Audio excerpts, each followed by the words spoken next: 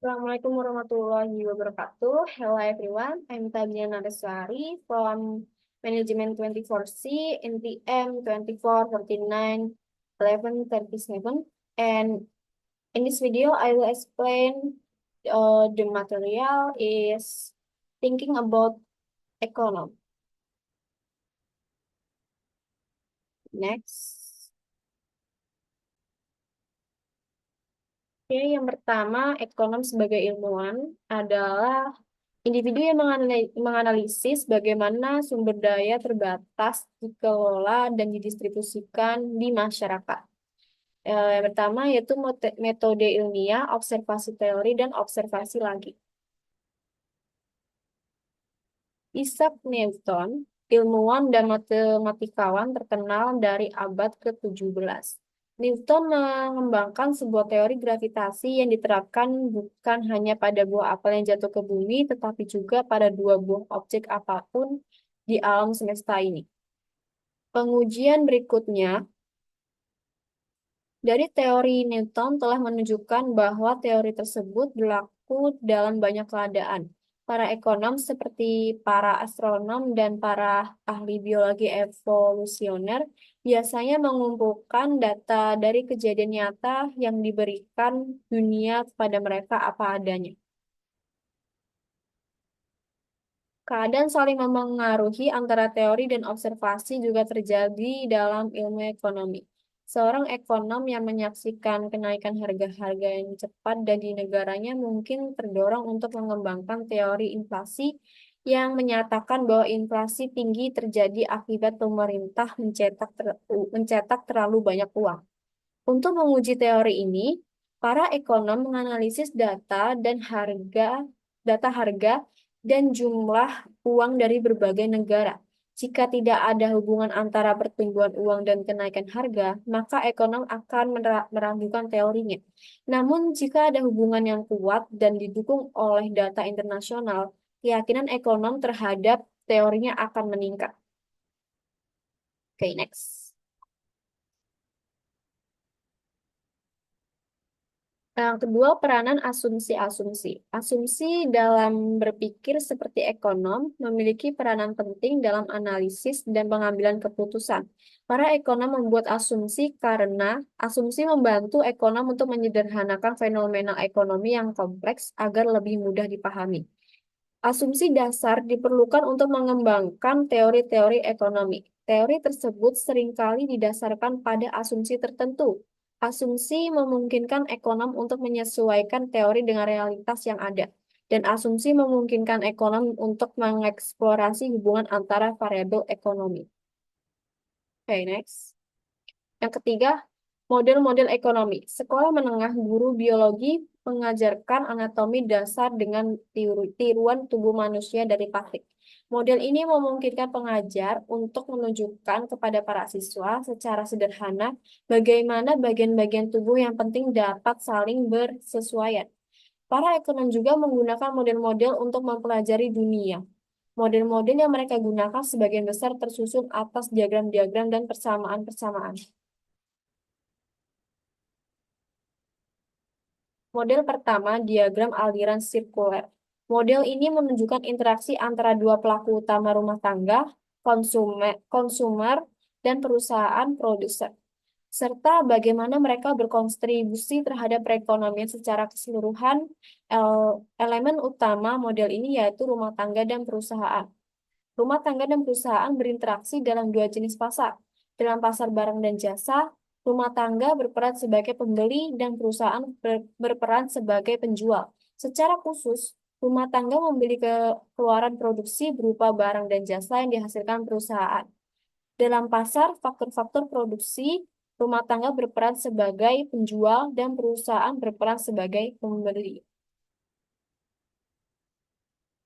Pada pasar ini, rumah tangga menyediakan masukan yang digunakan perusahaan untuk menghasilkan barang dan jasa.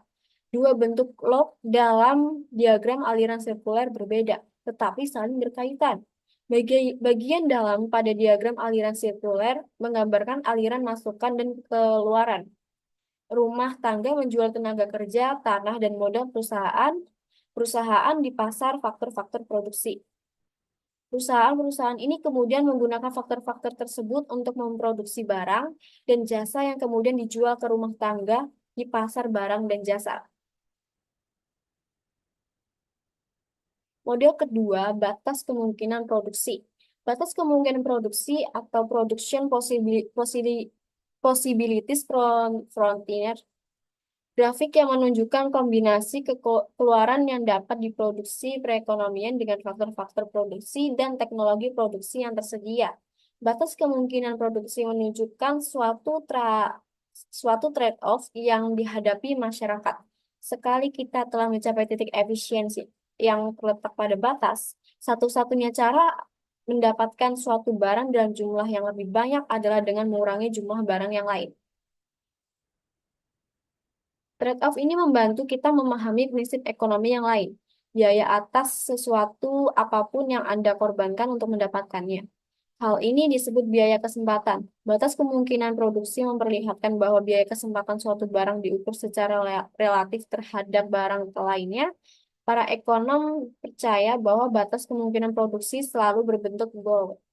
Batas kemungkinan produksi memperlihatkan trade-off antara keluaran barang-barang yang berbeda pada waktu tertentu, namun trade-off ini bisa berubah setiap saat.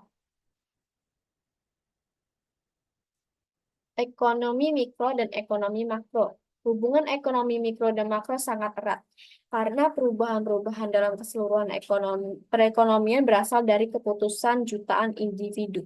Maka tidaklah mungkin memahami perkembangan ekonomi makro tanpa mempertimbangkan keputusan-keputusan ekonomi mikro yang terkait. Walaupun ada hubungan yang erat antara ekonomi mikro dan makro, kedua bidang tersebut sangat berbeda. Oleh karena ekonomi mikro dan makro membicarakan persoalan-persoalan yang berbeda. Masing-masing bidang memiliki pendekatan-pendekatan tersendiri dan seringkali diajarkan secara terpisah.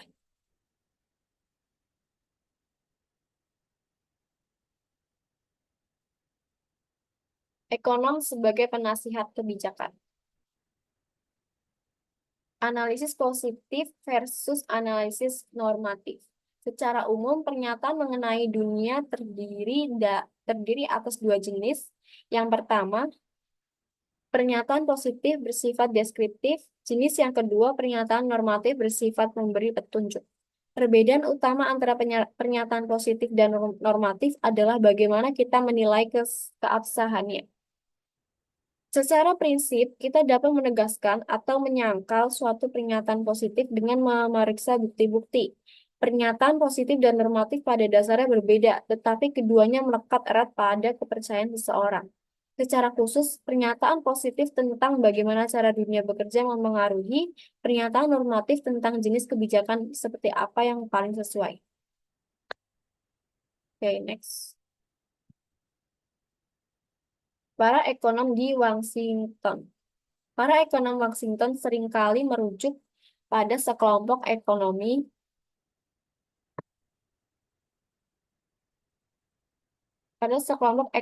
yang bekerja di institusi-institusi pemerintah dan lembaga kebijakan yang berbasis di Washington. Para ekonom di Office of Management and Budget membantu merumuskan perencanaan anggaran dan kebijakan-kebijakan terkait regulasi. Para ekonom di Departemen Keuangan membantu menyusun kebijakan pajak. Para ekonom di Departemen Tenaga Kerja menganalisis data para pekerja dan pencari kerja dalam rangka membantu merumuskan kebijakan-kebijakan terkait pasar tenaga kerja. Sementara itu, para ekonom di Departemen Kehakiman membantu menegakkan undang-undang anti pakat. Para ekonom juga dapat ditemukan di luar cabang administratif pemerintah, bank sentral, institusi yang mengatur kebijakan moneter pemerintah, memperkerjakan ratusan ekonom untuk menganalisis perkembangan perekonomian di AS dan seluruh dunia.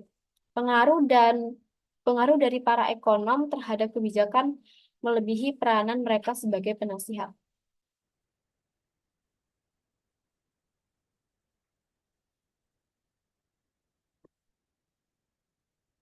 Mengapa Mengapa nasihat dari perekonomian tidak selalu diikuti?